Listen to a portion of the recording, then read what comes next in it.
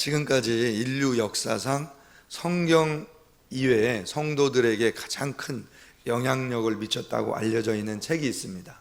토마스 아켄피스라는 수도사가 쓴 그리스도를 본받아, 영어로 얘기하면 The Imitation of Christ, 그리스도를 본받아라는 책이 손꼽힙니다. 근데 이 저자가 이 책에서 우리가 어떻게 유혹을 이길 수 있는지에 대해서 이렇게 얘기했어요.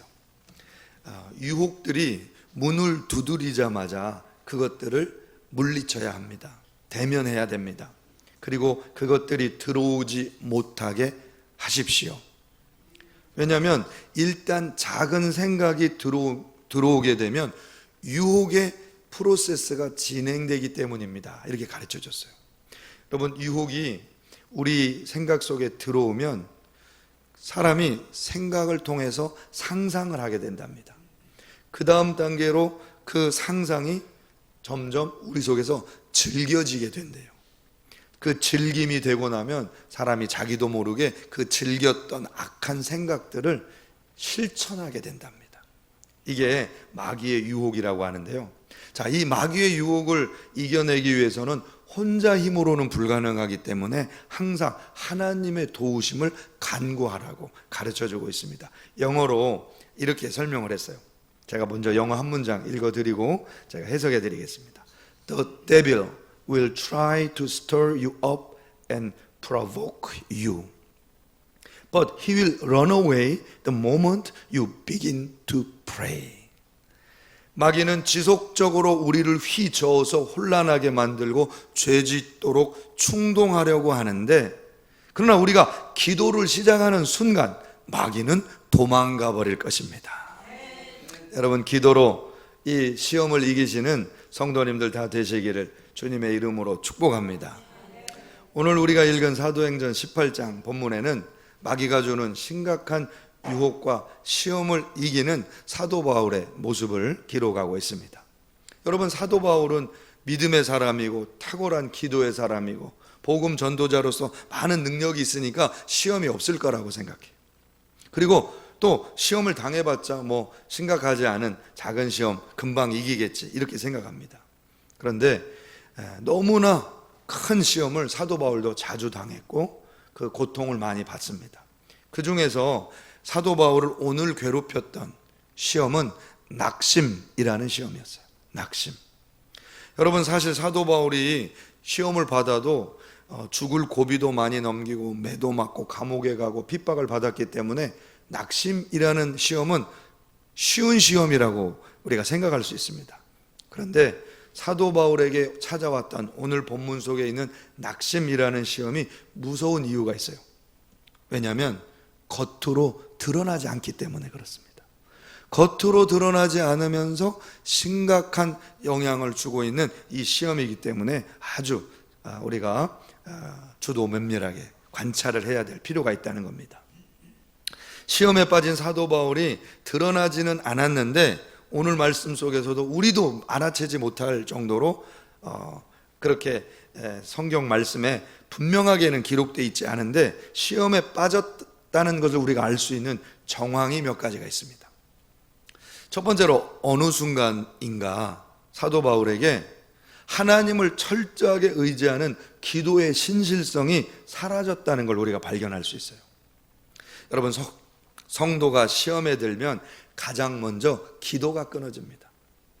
그것도 아주 신실하게 기도에 매달렸던 그 신실한 기도가 어느 순간 느슨해지고 형식적인 기도가 나오다가 그 기도의 절대적 시간이 사라집니다. 기도의 절대적 시간이 짧아져요. 오늘 우리가 읽은 사도행전 18장 상황을 보면은 사도 바울이 고린도에 도착해서 아주 평온하게 평이하게 사람들도 만나고 습관처럼 안식일에 회당에도 가고 전도도 하는 것 같이 그렇게 기록되어 있습니다. 일상적인 모습을 보여주고 있는데 그 속에 아주 숨겨져 있는 문제가 드러나요. 사도 바울은 원래 16장에 보면은 다른 도시에 전도하러 갔을 때 가장 먼저 한 일이 있습니다. 기도처를 구하고 기도를 하고 기도함으로 전도할 대상자들을 구하는 모습을 보게 됩니다. 또 사도 바울은 감옥에 갇혔을 때에도 먼저 기도하고 찬송하면서 기적과 능력을 경험했던 사도였어요. 그런데 새롭게 도착한 고린도에서는 그런 모습이 보이지 않습니다. 원래 사도 바울이 직접적으로 막 기도했다 이런 표현을 우리가 찾지 못하더라도 도시들마다 방문할 때마다 성령에 붙들려서 사역했다는 얘기가 반드시 기록되어 있어요.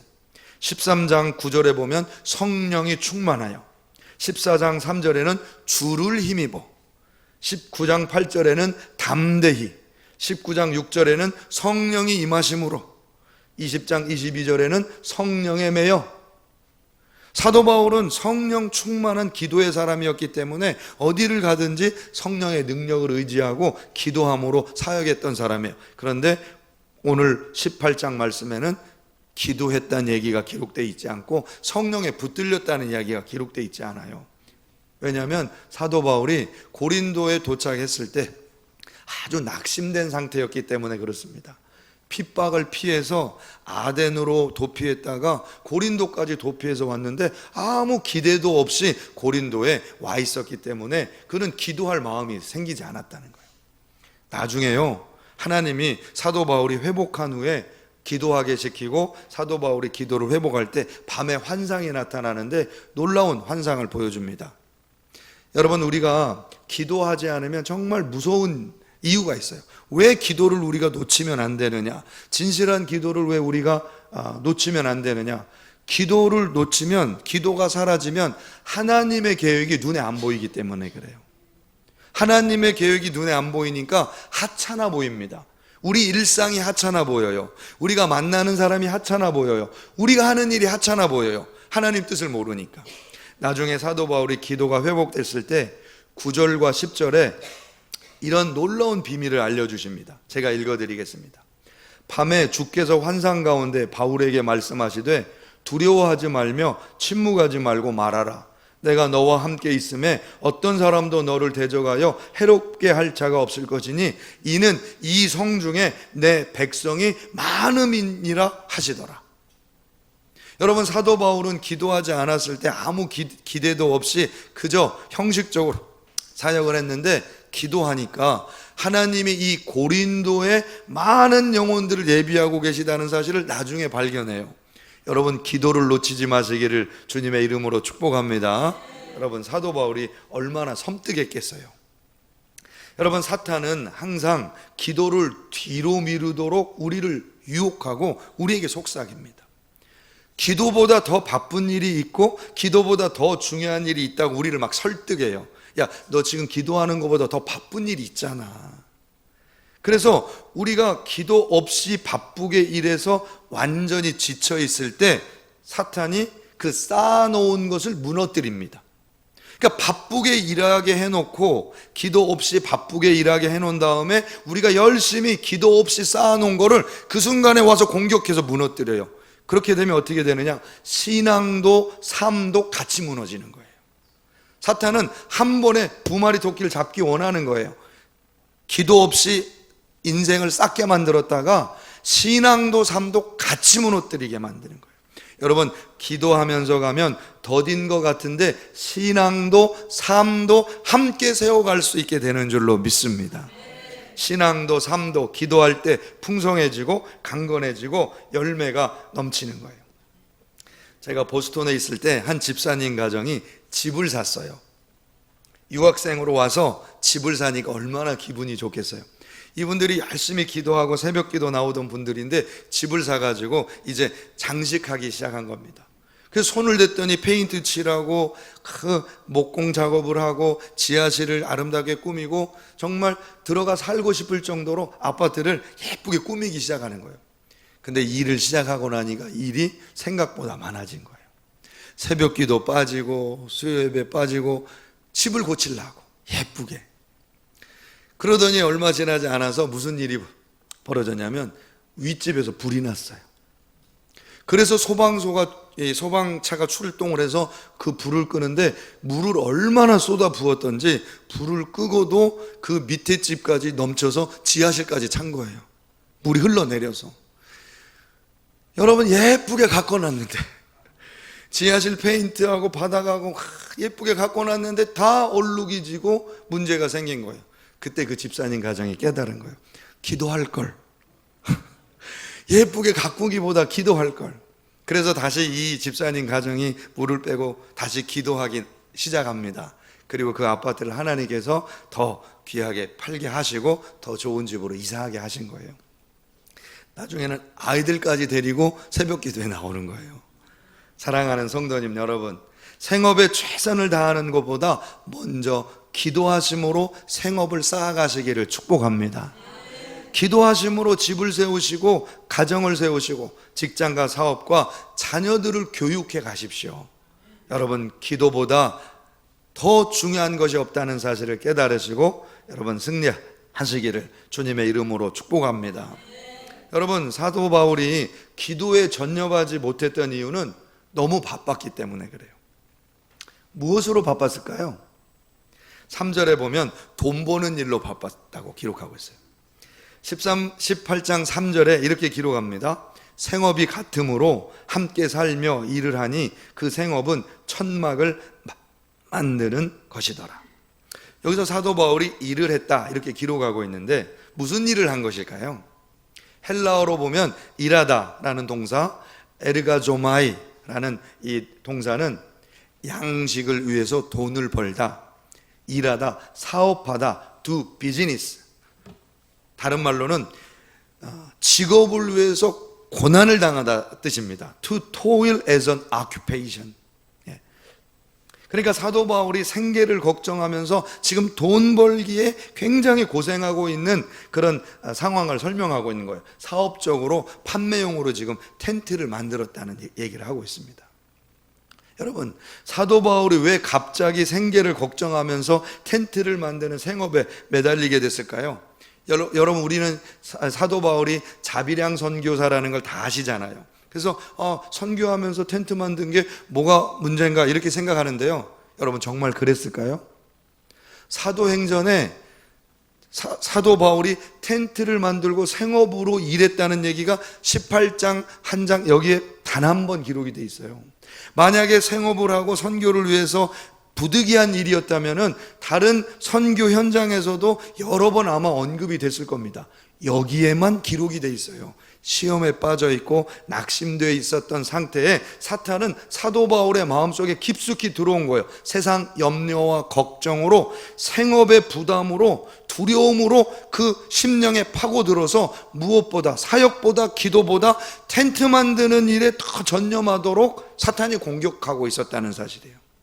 사랑하는 성도님 여러분, 이런 순간에 여러분 기도로 사탄의 공격의 문을 막으시기를 축복합니다. 성령 충만함으로 사탄의 생각을 가로막고 하나님이 책임져 주시고 공급하시고 승리하게 하신다는 사실을 믿으시기 바랍니다. 여러분, 두 번째로 시험에 빠지면 우리 속에 복음이 사라지고 유사복음이 자리 잡는다는 사실을 여러분 우리가 기억하시길 바랍니다. 쉽게 얘기하면 복음이 사라지고 하나님 말씀이 사라지고 인간의 생각과 인간의 논리로 우리가 빠져들게 된다는 거예요. 여러분, 사도 바울은 고린도에서 사역을 시작했는데 마지못해서 안식일 날 습관적으로 유대인의 회당에 들어가서 하던 대로 말씀을 전합니다. 겉으로 볼 때는 똑같은 것 같아요. 근데 4절 본문에 이렇게 기록되어 있어요. 안식일마다 바울이 회당에서 강론하고 유대인과 헬라인을 권면하니라. 자, 강론했다는 말은 설교했다는 말입니다. 그런데 디아레고마이, 여기서 이 설교했다는 말을 그냥 설교로 설명한 게 아니라 뒤에 유대인과 헬라인을 권면했다라는 말로 이렇게 첨가하고 있어요. 뒤에 이 권면했다라는 표현은 어떤 의미냐면 페이소라는 단어를 사용했는데 사람을 기쁘게 하려고 애쓰다, 설득하다, 혹은 만족시키다, satisfy 이런 뜻입니다. 그러니까 그냥 설교한 게 아니라 유대인과 헬라인을 설득하기 위해서 애쓰고 그들을 기쁘게 하려고 그들에게 만족을 주려고 노력하는 인간적 노력을 하고 있다는 사실을 오늘 성경 말씀이 기록하고 있는 거예요. 여러분, 우리가 낙심에 빠지면 무서운 이유가 여기에 있어요. 낙심에 빠지면 전혀 표시가 나지 않지만 그저 반복적으로 하고 있는 일을 그냥 할 뿐 그 속에 성령의 능력과 생명력이 사라지고 만다는 거예요. 사도 바울은 늘 하던 대로 안식일 날 가서 설교하는 것 같았는데 성령의 능력으로 성령에 붙들려서 말한 게 아니라 사람에게 설득하는 그 노력을 하고 있었다는 거예요. 아무런 열매를 얻지 못합니다. 사랑하는 성도님 여러분, 성도님들이 낙심에 빠지거나 시험에 빠지면 무서운 이유가 있어요. 신앙생활이 힘들어집니다. 늘 똑같은 걸 하고 있는 것 같은데, 늘 똑같이 예배 드리고 있고 예배 참석하고 기도하고 있는 것 같은데 왠지 힘듭니다. 왜냐하면 자기 힘으로 하고 있기 때문에 그래요. 자기 힘으로. 겉으로는 신앙생활 하고 있는 것 같은데 심령 속에 성령의 역사가 사라지고 기도의 능력이 사라지니까 힘이 없어요. 힘들어요. 사랑하는 성도님 여러분, 사탄은요, 우리가 하나님을 의식하지 못하고 내 힘으로 신앙생활 하도록 유혹합니다. 사탄은 어느 정도 성도님들이 내 힘으로 신앙생활 할 때 그냥 내버려 둬요. 그냥 신앙생활 내 힘으로 하게, 그래 네 힘으로 해봐 하고 그냥 내버려 둬요. 왜? 내 힘으로 하다 보면 내가 곧 지쳐서 쓰러지기 때문에 그래요. 결국 쓰러질 테니까 자기 힘으로 하는 사람은 내버려 둔다는 거예요. 여러분, 사탄에게 속지 마시고 성령의 충만함으로 하나님의 도우심을 구하시기를 주님의 이름으로 축복합니다. 여러분, 내 힘을 의지하는데 바쁘지 마시고 하나님의 도움을 구하는데 더 열심 내시고 도움을 요청하시는데 바빠지시기를 축복합니다. 할렐루야. 자, 그런데 오늘 말씀에 반전이 기록되어 있어요. 반전의 내용이 사도 바울이 회복되는 모습이 기록되어 있습니다. 5절 말씀에 보면 이렇게 기록이 되어 있어요. 실라와 디모데가 마게도니아로부터 내려오매 바울이 하나님의 말씀에 붙잡혀 유대인들에게 예수는 그리스도라 밝히 증언하니, 이렇게 되어 있습니다. 자, 어떻게 사도 바울이 회복되어 가고 있느냐? 5절에 보면 사도 바울이 하나님의 말씀에 갑자기 붙들렸다라는 표현을 하고 있어요. 여기서 붙들렸다, 수네이코라는 말은 감금당했다, 혹은 유지당했다, 혹은 포위 공격당했다는 뜻입니다. 그러니까 사도 바울이 갑자기 회복된 이유는 하나님의 말씀으로 포위 공격당했기 때문이에요. 하나님의 말씀이 그를 온전히 붙들어서 감금해서 세상적인 생각이나 세상적인 근심 걱정을 완전히 포위해버려서 그를 고쳐버렸다는 겁니다.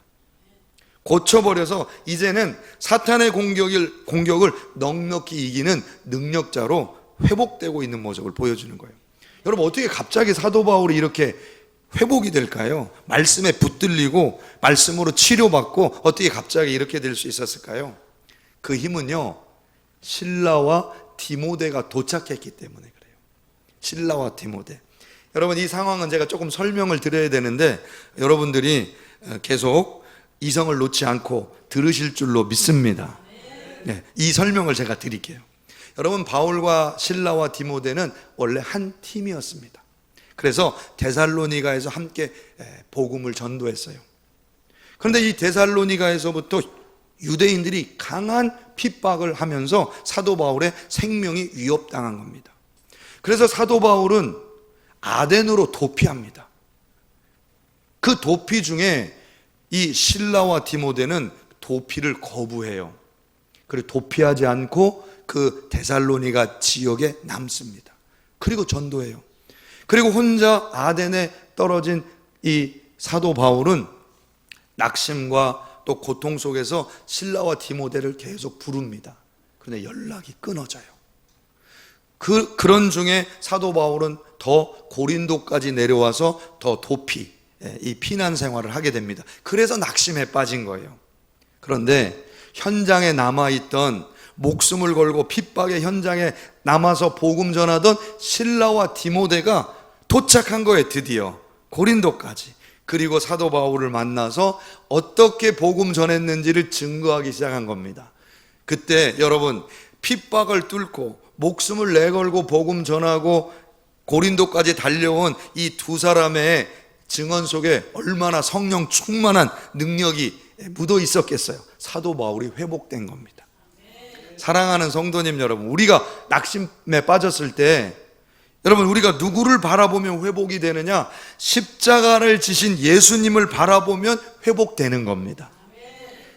예수 그리스도 생명을 바쳐 우리를 구원하신 그 은혜를 기억할 때 하나님께서 우리를 회복의 은혜로 인도하시는 거예요. 성령의 충만함으로, 복음의 영광의 빛으로 우리를 인도하게 될 줄로 믿습니다. 제가 지난주 월요일에 아주 반가운 손님을 만나서 대화를 나눌 기회가 있었어요. 이 두 부부가 집사님 부부인데, 보스턴에서 제가 목회할 때 이제 보스턴에 교환 교수로 와서 사역을 아주 아름답게 사역하다가 한국에 나온 거예요. 그리고 신앙생활을 하다가 이제 가끔 저하고 교제를 하는데, 월요일 날 만나서 서로 하나님이 어떻게 은혜를 베풀어 주셨는지 간증하다가 몇 시간이 지났는지도 모르게 서로 앉아서 대화하다가 이제 헤어진 거예요. 근데 마지막 저희들 서로 대화 중에 집사람이 이 두 분이 너무 기특해서, 두 분이 참 훌륭한 분들이고 누구에게나 이렇게 인정받을 수 있는 분인데 조그만 개척교회에서 이렇게 봉사를 하는 거예요.